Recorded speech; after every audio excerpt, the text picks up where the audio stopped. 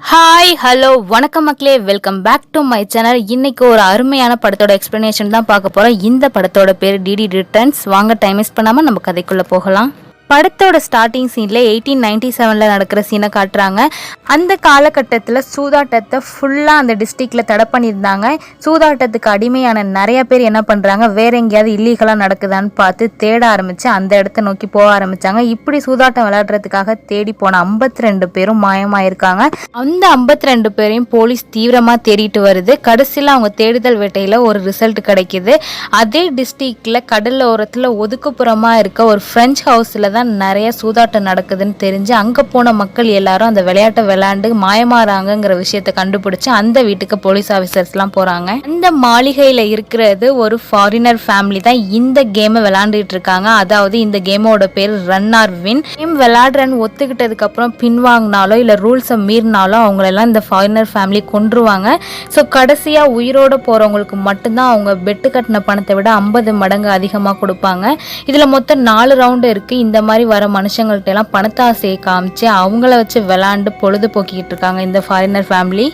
மட்டும் இல்லாமல் 52 பேர் மாயம்னு சொன்னோம் இல்லையா, அந்த 52 பேர் இவங்க வீட்டுக்கு தான் விளையாடுறதுக்காக வந்திருப்பாங்க. அந்த கேமை விளையாண்டு எப்படியாவது பணம் சம்பாதிக்கலாம்னு சொல்லிட்டு அந்த 52 பேரையுமே இவங்க கொன்று கூச்சி வச்சிருக்காங்க.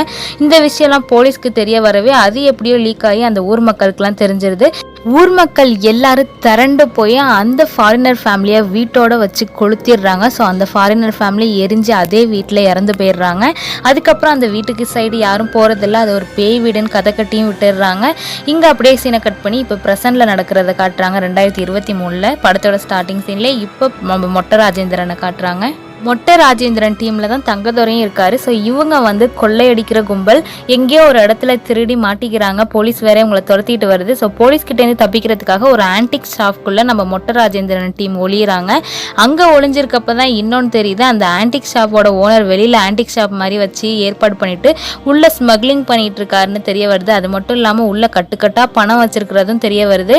இதனால மொட்டை ராஜேந்திரன் என்ன பண்ணுறாரு, நாளைக்கு வந்து இந்த ஆன்டிக் ஷாப்பில் உள்ள பணத்தை எல்லாம் திருடிட்டு போகலான்னு திட்டம் போடுறாரு. இப்போ அந்த ஆன்டிக் ஷாப்போட ஓனரை காட்டுறாங்க. அந்த ரெட் கலர் ஷர்ட் போட்டிருக்காரு இல்லையா மொட்டை, அவர் தான் வந்து ஆன்டிக் ஷாப்போட ஓனர். பக்கத்தில் இருக்கிறது அவரோட டீமு. இவங்களும் சாதாரண ஆள் கிடையாது, இவங்களும் ஒரு திருட்டு கும்பல் தான். இந்த கும்பலை வந்து நான் ஆன்டிக் ஷாப் கும்பல்னே சொல்லிக்கிறேன். ஆன்டிக் ஷாப் கும்பல் என்ன பிளான் பண்ணியிருக்காங்கன்னா, இதே டிஸ்ட்ரிக்டில் ஒரு மிகப்பெரிய பணக்காரர் இருக்கார். அவரோட பையனுக்கு நாளைக்கு கல்யாணம் வச்சிருக்கனால ஃபேமிலியோடு எல்லாம் சேர்ந்து சர்ச்சுக்கு போயிடுவாங்க. அந்த டயத்தில் நம்ம அவர் வீடு புகுந்து அவர் வீட்டில் இருக்க பணத்தை எல்லாம் திருடிட்டு போயிடலான்னு ஆன்டிக் ஷாப்போட கும்பல் பிளான் பண்ணுறாங்க. அப்படியே சீனை பணக்காரரை காட்டுறாங்க. இந்த பணக்காரரோட பையனுக்கு தாங்க மேரேஜ். இவங்க வீட்டில் திருட தான் ஆன்டிக் ஷாப் கும்பல் பிளான் போட்டிருக்காங்க. ஸோ இங்கே பணக்காரர் வீட்டை திருடுறதுக்காக ஆன்டிக் ஷாப் கும்பல் கிளம்பிருச்சா. அவங்க கிளம்புன நேரம்னு பார்த்து மொட்டை ராஜேந்திரனோட டீம் ஆன்டிக் ஷாப்போட ஓனர் வீட்டில் திருட வந்தா அங்கே ஒரு பணத்தை கூட காணும். நேற்று இங்கே தானே இருந்துச்சு, இன்னைக்கு இதெல்லாம் காணுமேன்னு சொல்லிட்டு அவங்கெல்லாம் குழப்பத்தில் இருக்காங்க. இங்கே அப்படியே சீனை கட் பண்ணி நம்ம பணக்காரரோட பையனுக்கு பொண்ணு பார்த்துருக்காங்க இல்லையா மேரேஜ்னு சொல்லிட்டு, அந்த பொண்ணு வேறு யாரும் இல்லைங்க, நம்ம ஹீரோயினோட அக்கா தான். ஸோ அந்த பணக்காரரோட பையனை பிடிக்காம ஹீரோயினோட அக்கா கல்யாணத்தை அன்னைக்கே ஓடி போயிடுறாங்க. ஸோ அதனால் என்ன பண்ணுறாங்க, கல்யாணத்தை எப்படியாவது நடத்தியே ஆகணும்னு சொல்லிட்டு அந்த பணக்கார பையனுக்கு ஹீரோயினை பிடிச்சி நிச்சயம் பண்ணிடுறாங்க. நாளைக்கே கல்யாணங்கிறாங்க. இதில் என்ன ஒரு சிக்கல்னா, நம்ம ஹீரோயின் நம்ம ஹீரோவை லவ் பண்ணிகிட்டு இருக்காங்க. ஸோ இந்த கல்யாணத்தை எப்படியாவது நிறுத்தியே ஆகணும்னு பிளான் பண்ணுறாங்க. ஆனால் நிறுத்த முடியாத சுச்சுவேஷன். ஏன்னா கல்யாணத்துக்காக ஹீரோயினோட அம்மா 25 லட்சம் நம்ம பணக்காரர்கிட்டேருந்து கடன் வாங்கியிருப்பாங்க. ஸோ இந்த கல்யாணத்தை நிறுத்தினா அவர் கண்டிப்பாக பணத்தை கேட்பாரு, வேற வழியே இல்லை, அதனால் நீ கல்யாணம் பண்ணிக்கோன்னு சொல்லிட்டு ஹீரோயினை சமாதானப்படுத்துகிறாங்க. ஹீரோயினோட அம்மாவோ அடுப்பில் இருக்கார் இல்லையா சந்தானம், அவர் தான் நம்ம படத்தோட ஹீரோ. சைடில் இருக்க 2 பேரும் ஹீரோட க்ளோஸ் ஃப்ரெண்ட்ஸு. ஸோ இந்த கல்யாணத்தை எப்படியாவது நிறுத்தணுமேன்னு சொல்லிட்டு ஹீரோவும் ஹீரோட ஃப்ரெண்ட்ஸும் பிளான் போடுறாங்க. வேறு வழியே இல்லை, கல்யாணத்தை நிறுத்தணும்னா மாப்பிள்ளையை கடத்தினா தான் உண்டுன்னு சொல்லிட்டு மாப்பிள்ளையை கடத்தி ஹீரோ அவரோட கார் டிக்கியில் போட்டு அடைச்சி வச்சிருக்காரு. அப்படியே சீனை கட் பண்ணி மொட்டை ராஜேந்திரனை காட்டுறாங்க. மொட்டை ராஜேந்திரன் அந்த ஆன்டிக் ஷாப்புக்குள்ள தான் இன்னும் எங்கேயாவது பணம் இருக்கான்னு தேடிக்கிட்டே இருக்காரு. இவங்க தேடிட்டு இருக்க நேரத்துக்குள்ள அந்த ஆன்டிக் ஷாப்போட ஓனர் பணக்கார வீட்டில் இருக்க பணத்தை எல்லாத்தையும் திருடிக்கிட்டு அவங்க கடைக்கு வந்துடுறாங்க. கடைக்கு வந்து மொட்டை ராஜேந்திரன் பார்த்தோன்னா பயங்கர ஷாக்கு. என்னடா எங்கள் கடைக்குள்ளே என்னடா பண்ணிட்டு இருக்கீங்கன்னு கேட்குறப்ப, இந்த மாதிரி திருட தான் சார் வந்தேன், ஒரு பைசா கூட இல்லை, ஒரு 500 ரூபா செலவுக்கு கொடுங்கன்னு சொல்லி கெஞ்ச ஆரம்பிக்கவும் ஆன்டிக் ஷாப் ஓனர் பாவப்பட்டு அவர் திருடிட்டு வந்த பணத்துலேருந்து ஒரு 500 ரூபாய் எடுத்து கொடுக்குறாரு. ஸோ அந்த பேக் ஃபுல்லாக பணமாக இருக்கிறத பார்த்தோன்னா ஆசை யாருக்கு தான் விட்டுச்சு. ஸோ மொட்டை ராஜேந்திரனோட டீமை நம்ம ஆன்டிக் ஷாப் ஓனரோட டீமை அடித்து கட்டி போட்டுட்டு அந்த பேக்கை எடுத்துகிட்டு எஸ்கேப் ஆகுறாங்க. அதுவும் எஸ்கேப் ஆகுறப்ப யார் வீட்டு காரை எடுத்துகிட்டு போகிறாங்கன்னா, ஹீரோ மாப்பிள்ளையை அடித்து டிக்கியில் போட்டு வச்சிருக்காரு இல்லையா, அந்த காரை எடுத்துகிட்டு எஸ்கேப் ஆகுறாங்க. மொட்டை ராஜேந்திரனோட டீமை அந்த திருட்டின பேகை வந்து டிக்கியில் போடலாமேன்னு சொல்லிட்டு ஹீரோவோட காரோட டிக்கியை திறந்தா உள்ள மாப்பிள்ளை இருக்கிறத பார்த்துட்டு நீங்கள் என்னடா பண்ணுறேன்னு சொல்லிட்டு மாப்பிள்ளையை வெளில அனுப்பி விட்டுட்டு அந்த டிக்கியில் பணத்தை வச்சு எடுத்துகிட்டு போயிட்டு இருக்காங்க. ஸோ கார் திருட்டு போகிறத பார்த்து நம்ம ஹீரோ அண்ட் ஹீரோட ஃப்ரெண்ட்ஸ் அந்த காரை ஃபாலோ பண்ணிக்கிட்டே போய் மொட்டை ராஜேந்திரனுக்கு தெரியாமலே அந்த காரை எடுத்துகிட்டு வந்துடுறாங்க. ஸோ டிக்கியில் மாப்பிள்ளை தான் இருப்பாருன்னு நினச்சி டிக்கியை திறந்து பார்த்தா டிக்கி ஃபுல்லாக பணமாக இருக்குது.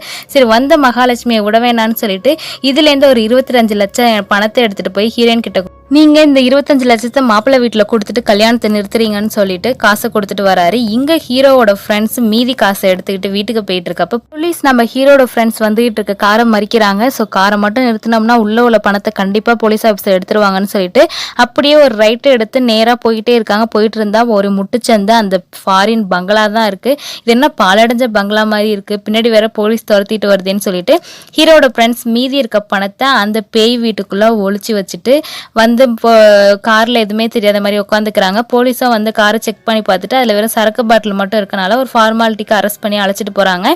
அடுத்த நாள் ஹீரோ தான் வந்து அவங்க ஃப்ரெண்ட்ஸை வந்து ஸ்டேஷன்லேருந்து அழைச்சிட்டு போகிறாரு. எங்கடா பணம் மாட்டிக்கிச்சாடா போலீஸ்கிட்டன்னு ஹீரோ கேட்குறப்ப அதெல்லாம் இல்லை, நாங்கள் அந்த பீச் சைடு இருக்க ஒரு பெரிய பங்களாவில் தான் ஒழிச்சு வச்சுருக்கோம், வா போய் எடுத்துகிட்டு வரலான்னு சொல்லிட்டு ஹீரோவோட அந்த வீட்டுக்கு போகிறாங்க. அந்த வீட்டில் பேகை எடுத்துகிட்டு வெளில வரப்போ அங்கே இருக்க ஏதோ ஒரு தெரியாத பட்டன் வந்து கிளிக் ஆயிடுது. அந்த பட்டன் கிளிக் ஆன உடனே வீட்டுக்குள்ளே அடைஞ்சிருந்த அந்த இறந்து போன ஃபாரின் பே எல்லாம் வந்துடுது. அந்த கேமும் ஆட்டோமேட்டிக்காக ஆன் ஆயிடுது. ஸோ ஹீரோ அண்ட் ஹீரோவோட ஃப்ரெண்ட்ஸுக்கு தான் இனிமேல் நீங்கள் இந்த கேம் விளையாடாமல் போக முடியாதுன்னு சொல்லி இன்ட்ரடக்ஷன் கொடுக்குது. அது மட்டும் இல்லாமல் கேமோட ரூல்ஸையுமே சொல்லிக்கிட்டு இருக்கு அந்த பேய். கேமை முடிக்காமல் நீங்கள் இந்த பண பேகை எடுத்தீங்கன்னா கண்டிப்பாக நாங்கள் உங்களை கொன்றுவோம், அதே மாதிரி கேமோட ரூல்ஸ் அண்ட் ரெகுலேஷன்ஸ் கரெக்டாக ஃபாலோ பண்ணணும், ரூல்ஸை மீறினாலும் உங்களை கொன்றுவோன்னு சொல்லிட்டு இப்போ நீங்கள் லெவல் 1 விளையாட போகிறீங்கன்னு சொல்லிட்டு ஒரு புதிர் மாதிரி அந்த பேய் சொல்ல ஆரம்பிக்குது. உடம்புல கை இருக்கும், கால் இருக்கும், மூக்கு இருக்கும், ஆனால் உயிர் இருக்காது. அது என்னன்னு கேட்குறப்ப ஹீரோ கரெக்டாக கண்டுபிடிச்சி அது ஒரு பொம்மைன்னு சொல்லிடுறாரு. ரைட், அந்த பொம்மையை தான் நீங்கள் தேடணும், அந்த பொம்மைக்குள்ளே ஒரு கீ இருக்கும், அந்த கீயை கண்டுபிடிக்கணும், அதுவும் என் பேத்திக்கு தெரியாமல் கண்டுபிடிக்கணும், என் பேத்தி ஒரு வேளை உங்களை பார்த்துட்டானா உங்களை கொன்றுவான்னு சொல்லிட்டு ஃபஸ்ட்டு லெவல் ஆரம்பிக்குது இந்த கேமு. இங்கே இன்னொரு பக்கம் ஹீரோ 25 லட்சத்தை பணத்தை வந்து ஹீரோயின் கிட்ட கொடுத்து கல்யாணத்தை எப்படியாவது நிறுத்துங்கன்னு சொன்னாங்க இல்லையா, அந்த பணத்தை கொண்டு போய் பணக்காரர்கிட்ட கொடுத்த உடனே பணக்காரி இது எங்கள் வீட்டில் திருட்டு போன பணம் மாதிரிலாம் இருக்குன்னு சொல்லிட்டு ஹீரோனோட ஃபேமிலியை கட்டி வச்சு இந்த பணத்தை உனக்கு யார் கொடுத்தான்னு கேட்டு விசாரிக்கிறப்ப தான் ஹீரோயின் சொல்லிடுறாங்க இந்த மாதிரி ஹீரோ தான் கொடுத்தாருன்னு சொல்லிட்டு. ஸோ உன்னைய வச்சு அவனை பிடிக்கணும், அவன்கிட்ட தான் மீதி பணம் இருக்குது, அவன் எங்கே இருக்கான்னு ஃபோன் அடித்து கேளுங்கவும் ஹீரோ இந்த மாதிரி ஒரு பேய் வீட்டில் தான் இருக்குன்னு சொல்ல ஹீரோயின் வந்து ஹீரோவை தேடி போகிறாங்க. அது மட்டும் இல்லாமல் நம்ம பணக்காரரோட பையனும் அவரோட அடியாளுமே ஹீரோயின் தேடி வராங்க.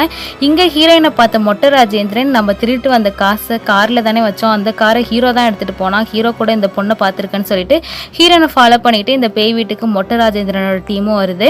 ஸோ மொட்டை ராஜேந்திரன் டீமு இந்த வீட்டுக்கு போகிறத பார்த்து ஆன்டிக் ஷாப்போட ஓனர் நம்ம கிட்டே இந்த பேகை எடுத்தவனா இந்த சைடு போகிறான், ஒருவேளை எங்கிட்ட தான் பேகை ஒழிச்சு வச்சிருப்பானு சொல்லிட்டு மொத்த படையுமே அந்த பேய் வீட்டுக்கு கிளம்பி வந்துட்டு இருக்கு. தெரிஞ்சோ தெரியாமலோ அந்த வீட்டுக்குள்ளே நுழைஞ்ச எல்லாருமே அந்த கேமில் பார்ட்டிசிபேட் பண்ணியே தான் ஆகணும். ஸோ இவங்களுக்கே தெரியாமல் இவங்க அந்த கேமை விளாண்டுட்டு தான் இருக்காங்க. ஆனால் ஹீரோ அண்ட் ஹீரோட ஃப்ரெண்ட்ஸு எப்படியாவது அந்த பொம்மையை எடுத்தே ஆகணும்னு சொல்லிட்டு பொம்மையை தேடிக்கிட்டு இருக்காங்க.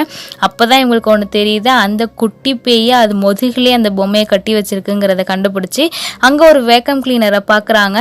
ஸோ அந்த வேக்கம் கிளீனரை வச்சு அந்த பேய்க்கே தெரியாமல் பின்னாடியால் அந்த பொம்மையை உறிஞ்சி எடுத்துடலான்னு சொல்லிட்டு பொம்மையும் உறிஞ்சி எடுத்துடுறாங்க.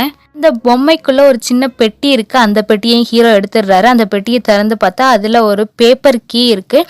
உடனே அந்த ஹெட்டு பேய் வந்துடுது, நீங்கள் வெற்றிகரமாக லெவல் 1 முடிச்சிட்டிங்க, இப்போ லெவல் 2க்கு போக போகிறீங்க. லெவல் 2 வந்து உங்களுக்கு லைப்ரரியில் தான் நடக்க போகுது. ஒரு புக்கில் ஒரு கீ இருக்குது, அந்த கீயை கண்டுபிடிக்கணும், அதுதான் நீங்கள் வெளில போகிறதுக்கான கீன்னு சொல்கிறாங்க. அது மட்டும் இல்லாமல் லைப்ரரியில் என்னோட அம்மா பேய் தெரிஞ்சுக்கிட்டு இருக்கா, அவளுக்கு சத்தம்னாலே சுத்தமாக பிடிக்காது, அதனால் சவுண்டே இல்லாமல் நீங்கள் தேடணும், சவுண்டு மட்டும் வந்துச்சுன்னா உங்கள் உயிருக்கு நான் உத்தரவாதம் கிடையாதுன்னு சொல்கிறாரு. சரின்னு ஹீரோயின் ஹீரோட ஃப்ரெண்ட்ஸ்ன்னு சொல்லிட்டு எல்லாரும் லைப்ரரியில் உள்ள போய் புக்கை தேடலாமேன்னு போய் திறந்து பார்த்தா புக்கை ஓப்பன் பண்ணாலே ஒரு சவுண்டு வருது. அந்த சவுண்டை கேட்டு பேய் வேக வேகமாக அந்த சவுண்டு எங்கே இருக்கோ அங்கே வந்துடுது கோடாலியோட. சரி புக்கே திறக்காமல் எப்படிடா புக்குக்குள்ளே உள்ள கீயை கண்டுபிடிக்கிறதுன்னு பார்த்துக்கிட்டு இருக்கப்போ தான் ஒரு புக்கு கிழிஞ்சு கீழே விழுந்து கிடக்கும். அதில் க்ளூங்கிறது எழுதியிருக்கு, ஆனால் அந்த வார்த்தைகள்லாம் இங்கிலீஷ் மாதிரியே தெரியல, இது என்னடா என்ன லாங்குவேஜில் எழுதியிருப்பாங்கன்னு ஹீரோ யோசிச்சுக்கிட்டே இருக்கப்ப அந்த புக்கை கண்ணாடியில் பார்க்குறாரு. அப்போ தான் அது ஒரு மிரர் எஃபெக்ட்னு இருக்குன்னு தெரியுது. இது ஒரு மிரர் எஃபெக்ட் உள்ள புக்குன்னு தெரியுது. ஸோ அந்த க்ளூவையும் ஹீரோ படிச்சிடுறாரு. 16th ரோல 7th பிளேஸ்ல அந்த புக் இருக்குன்னு தெரிஞ்சு அங்கே எப்படியோ பேய்க்கெல்லாம் தெரியாமல் கஷ்டப்பட்டு அந்த இடத்துக்கு போய் அந்த புக்கையும் திறந்து அந்த கீயை எடுத்துடுறாரு. ஸோ உடனே அந்த கீயை எடுத்தோடனே பேய் வந்துடுது. நீங்கள் வெற்றிகரமாக செகண்ட் லெவலையும் முடிச்சிட்டிங்க. இப்போ நீங்கள் தேர்ட் லெவலை முடிக்க போகிறீங்க. இந்த கீயை வச்சு நீங்கள் எக்ஸிட்டுக்கான கதவை திறந்து வெளில வரணும். அதுதான் உங்களுக்கான தேர்ட் லெவல்னு சொல்கிறாரு. லெவல் 3ல உங்களை ஏமாத்துற மாதிரி நிறைய மாய கதவுகள் இருக்கும். நீங்கள் கரெக்டான கதவை கண்டுபிடிச்சி இந்த கீயை போட்டு திறந்து வரணும். ஆல் த பெஸ்ட்னு சொல்லிட்டு அந்த பேய் போயிடுது. இவங்களும் எக்கச்சக்கமான கதவை சுற்றி சுற்றி சுற்றி தேடி கடைசியில் எக்ஸிட் ஆன கதவை திறந்தா அங்கே கரெக்டாக பணக்காரர் வந்து நிற்கிறாரு. எங்கே என் பணம்னு சொல்லிட்டு. ஸோ இவன்கிட்டேருந்து எப்படியாவது தப்பிச்சாகணுமேனு சொல்லிட்டு உள்ள ஒளிஞ்சு மறைஞ்சு தேடிட்டு இருக்காரு. ஸோ பணக்காரர் எப்படி என்ட்ரி கொடுத்தாருன்னா எக்ஸிட்டுக்கான கதவு வழியாக என்ட்ரி கொடுத்துட்டாரு. அதனால அவர் ரூல்ஸை மீறிட்டாருன்னு சொல்லிட்டு மொத்த பையன் அவர் கொல்றதுக்காக துரத்துது. ஸோ இப்போ ஹீரோ வெற்றிகரமாக அந்த எக்ஸிட்டுக்கான கதவுக்கும் கீ போட்டு திறந்துடுறாரு இல்லையா. 3 லெவலையும் முடிச்சிட்டாரு. இப்போ ஃபைனல் ரவுண்டோட பேர் வின் ஆர் ரன். இதில் 2 சீட்டை போடுவாங்க. அதில் வந்து ஒன்றில் வின்னுன்னு இருக்கும், ஒன்றில் ரன்னுன்னு இருக்கும். வின்னுங்கிறத எடுத்துட்டாங்கன்னா இவங்களுக்கு தான் மொத்த பணமும் அவங்க எதிர்பார்க்குறத விட 50 மடங்கு ஜாஸ்தியான பணத்தை கொடுத்து அனுப்பி விடுவாங்க. இது ரன்னுன்னு வந்துச்சுன்னா அவங்கள கொன்றுவாங்க. ஸோ ஃபஸ்ட்டு அந்த 2 சீட்டை போடுறாங்க. இப்போ வந்து இந்த இடத்துல 4-5 பேர் இருக்காங்க. இதில் யாராவது ஒருத்தர் தான் எடுக்கணுன்னொன்னா முனிஷ்காந்த் என்ன பண்ணுறாரு, ஒரு சீட்டை எடுத்துடுறாரு. முனிஷ்காந்த் யாருன்னா ஆன்டிக் ஷாப்போட ஓனரோட டீமில் இருக்கிறவர். ஸோ அவருக்கு ரன்னுன்னு வந்துடுது. ரன்னுங்கவும் இப்படியாவது இங்கே தப்பிச்சு போகணும்னு சொல்லிட்டு தப்பிச்சு ஓடினா அதுக்குள்ளே அவரை கொன்றுதுங்க பேய். ஸோ ரன்னு யாராருக்கெல்லாம் வருதோ அவங்களெல்லாம் கொன்றுவாங்க. அடுத்ததான் நம்ம ஒவ்வொருத்தரும் சரி ரன்னுங்கிறது தான் முனிஷ்காந்த் எடுத்துட்டாரு. அவர் எடுத்த சீட்டை சும்மா போடாமல் கசக்கி போட்டிருப்பாரு. ஸோ கசங்கின சீட்டு தான் ரன்னு, இன்னொரு சீட்டு வந்து வின்னுன்னு இருக்குன்னு சொல்லிட்டு அந்த ஆர்டிக் ஷாப்போட ஓனர் என்ன பண்ணுறாரு, கசங்காத சீட்டை எடுக்கிறாரு. ஸோ அதுலேயும் ரன்னுன்னு தான் எழுதியிருக்கு. ஸோ அவரையும் கொண்டுடுறாங்க. அடுத்து ஹீரோவோட டேனு. இன்னொரு 2 சீட்லேயுமே ரன்னுன்னு இருக்கு, என்ன பண்ணுறதுன்னு யோசிச்சுக்கிட்டே இருக்காரு. ஸோ ஹீரோட டேனும் வருது. ஹீரோ என்ன பண்ணுறாரு, இந்த தடவை தான் சூட்சியமாக யோசிச்சு அவர் ஒரு சீட்டை எடுக்கிறாரு. ஆனால் எடுத்து அதை பிரித்து பார்க்காம அதை சாப்பிட்டுடுறாரு, வாயில் வச்சிடுறாரு. உடனே பேயும் அதில் இருக்கிறத படிக்காமலே என்ன வாய்க்குள்ளே வச்சுட்டேன், நான் எப்படி ரிசல்ட்டை தெரிஞ்சுக்கிறதுங்கிறவும் அதான் இன்னொரு சீட் இருக்கே அதில் என்ன இருக்குன்னு பாருங்கள், அப்போ அதுக்கு ஆப்போசிட் வந்தது தான் எனக்குன்னு சொல்லவும் அந்த பேயும் இன்னொரு சீட்டை எடுத்து படித்து பார்க்க ஒரு சீட்டில் என்ன எழுதியிருக்குன்னு பார்த்தா ரன்னுன்னு இருக்குது. அப்போ நீ முழுங்கினது கண்டிப்பாக வின்னாக தான் இருக்கும், நீ ஜெயிச்சிட்டேன்னு சொல்கிறப்ப தான் ஒரு நிமிஷம் அமைதியாக இருங்க, நான் இன்னும் அந்த சீட்டை ஃபுல்லாக சாப்பிடலன்னு சொல்லிட்டு வாயில் வச்ச சீட்டை எடுத்து மறுபடியும் திறந்து காட்டுறாரு. இன்னும் 2த்துலேயுமே ரன்னுன்னு எழுதி இவ்வளோ பேரை வந்து கொடூரமாக கொண்டு சாவடிச்சிருக்கீங்க, ரூல்ஸை ஃபாலோ பண்ணுன்னு சொல்லிட்டு நீங்களே ரூல்ஸை அநியாயமாக இப்படி பண்ணி வச்சுருக்கீங்களேன்னு சொல்லவும் இந்த பேய்க்கு மனசே கஷ்டமாயிருது. நம்ம கரெக்டாக தானே ரூல்ஸை ஃபாலோ பண்ணோம், யார் இந்த மாதிரி பண்ணியிருப்பான்னு சொல்லி யோசிச்சு பார்த்தா தான் தெரியுது பேயோட வீட்டில் இருக்க இன்னொரு பேய் தான் இந்த வேலையை பண்ணியிருக்கா. அந்த பேயோட பேர் கிளாரா. ஸோ அந்த லீடர் பேயோட மருமக தான் அவன். ஸோ எதுக்காக இந்த மாதிரி பண்ணேன்னு கேட்குறப்ப எனக்கு இந்த பணத்தை வந்து அவ்வளோ ஈஸியாக விட்டு கொடுக்க மனசு இல்லை, யாரும் ஜெயிச்சு இந்த பணத்தை எடுத்துகிட்டு போயிடக்கூடாதுங்கிறதுக்காக நான் தான் இப்படி பண்ணேன்னு சொல்லிட்டு பணத்தாசையில் இந்த மாதிரி பண்ணதா ஒத்துக்கிறா. நீ பண்ணது ரொம்ப தப்புன்னு சொல்லிட்டு ஹீரோ கிட்ட அந்த பணத்தை கொடுத்துட்றாங்க. இருந்தாலும் அந்த கிளாராங்கிற பேய்க்கு பணத்தாசை போக மாட்டுது, ஹீரோவையும் கொல்ல பார்க்குது.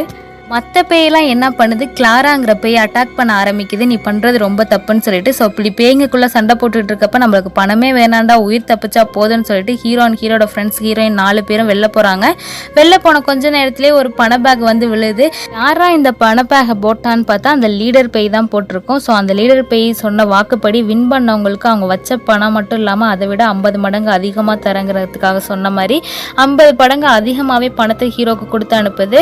ஸோ நீ வின் பண்ணிட்டு நான் சொன்னபடி இந்த வாக்கை காப்பாற்றிட்டேன்னு சொல்லிட்டு ஹீரோக்கு சந்தோஷமாக பணத்தை கொடுத்து அனுப்பி வைக்கிது. இப்போ அந்த வீட்டுக்குள்ளே போனவங்களேருந்து உயிரோட வெளில வர்றது நம்ம ஹீரோயின் ஹீரோட ஃப்ரெண்ட்ஸ் மட்டும்தான்.